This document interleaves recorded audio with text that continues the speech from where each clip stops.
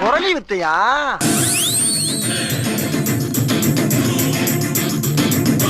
சிங்கம் களை இறங்கிருச்சு.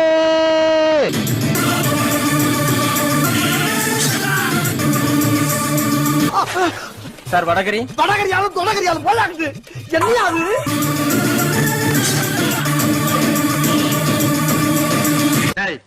என்னடா புத்தலாட்டம் அது?